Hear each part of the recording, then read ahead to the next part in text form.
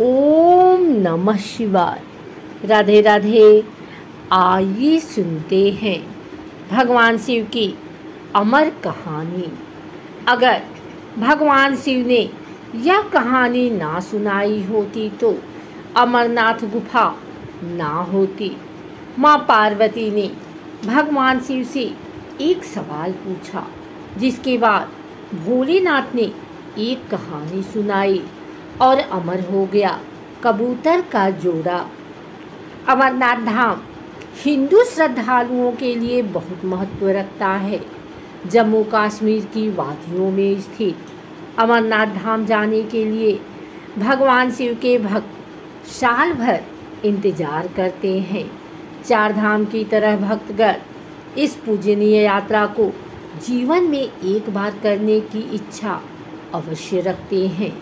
अमरनाथ यात्रा के बारे में कहा जाता है कि यहाँ भोले की मर्जी के बिना भक्त नहीं पहुँच पाते हैं।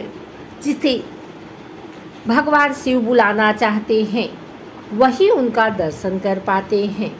अमरनाथ यात्रा हर साल जून जुलाई के महीने में शुरू होती है। अमरनाथ की यात्रा बेहद रोमांचक है, क्योंकि यह यात्रा धरती पर स्वर्ग के जैसी है।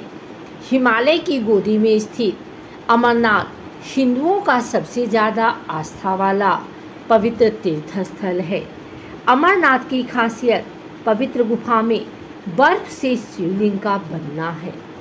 प्राकृतिक हिम से बनने के कारण ही इसे हिमानी शिवलिंग या बर्फानी बाबा भी कहा जाता है। भगवान शिव ने बताया अमर होने का रहस्य। अमरनाथ हिंदी के दो शब्द अमर अर्थात अनश्वर और नाथ अर्थात भगवान को जोड़ने से बनता है। एक पौराणिक कथा के अनुसार जब देवी पार्वती ने भगवान शिव से अमरत्व के रहस्य को प्रकट करने के लिए कहा, जो वे उनसे लंबे समय से छुपा रहे थे, तो यह रहस्य बताने के लिए भगवान शिव पार्वती को हिमालय की इस गुफा में ले गए, ताकि उनका यह रहस्य कोई भी ना सुन पाए।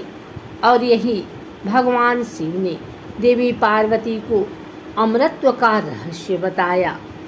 पुराणों में वर्णित है कि एक बार माता पार्वती ने भगवान शिव से पूछा, आप अजर अमर हैं और मुझे हर जन्म के बाद नए स्वरूप में आकर फिर से वर्षों की कठोर तपस्या के बाद आपको प्राप्त करना होता है। मेरी इतनी कठोर परीक्षा क्यों? और आपके कंठ में पड़ी यह नरमुंड माला तथा आपके अमर होने का रहस्य क्या है? भगवान शिव ने माता पार्वती से एकांत और गुप्त स्थान पर अमर कथा सुनने को कहा, जिससे कि अमर कथा कोई अन्य जीव ना सुन पाए, क्योंकि जो कोई भी इस अमर कथा को सुन लेता है वह अमर हो जाता है।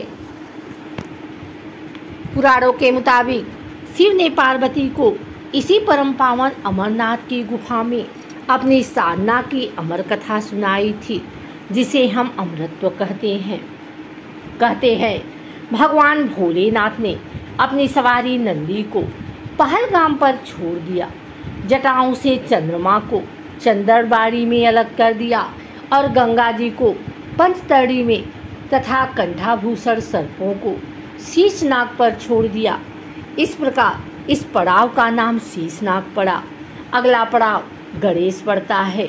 इस स्थान पर बाबा ने अपने पुत्र गणेश को भी छोड़ दिया था, जिसको महागुड़ा का पर्वत भी कहा जाता है। पिस्सू घाटी में पिस्सू नामक कीड़े को भी त्याग दिया। इस प्रकार महादेव ने जीवनदायिनी पांचों तत्वों को भी अपने से अलग कर दिया। इसके बाद माँ पार्वती साथ उन्होंने गुप्त गुफा में प्रवेश कर दिया और अमर कथा माँ पार्वती को सुनाना शुरू किया। कथा सुनते सुनते देवी पार्वती को नींद आ गई और वह सो गई, जिसका शिव जी को पता नहीं चला। भगवान शिव अमर होने की कथा सुनाते रहे। उस समय दो सफ़ेद कबूतर शिव जी की कथा सुन रहे थे और बीच बीच में गूं गूं की आवाज़ निकाल रहे थे। भगवान शिव को लगा कि माता पार्वती कथा सुन रही हैं और बीच बीच में हुंकार भर रही हैं। इस तरह दोनों कबूतरों ने अमर होने की पूरी कथा सुन ली। कथा समाप्त होने पर भगवान शिव का ध्यान पार्वती की ओर गया, जो सो रही थी। जब महादेव की दृष्टि कबूतरों पर पड़ी तो वे क्रोधित हो गए और उन्हें मारने के लिए आगे बढ़े। इस पर कबूतरों ने भगवान शिव से कहा कि हे प्रभु, हमने आपसे अमर होने की कथा सुनी है। यदि आप हमें मार देंगे तो अमर होने की यह कथा झूठी हो जाएगी। इस पर भगवान शिव ने कबूतरों को जीवित छोड़ दिया और उन्हें आशीर्वाद दिया कि तुम सदैव इस स्थान पर शिव पार्वती के प्रतीक चिन्ह के रूप में निवास करोगे। अतः यह कबूतर का जोड़ा अजर अमर हो गया।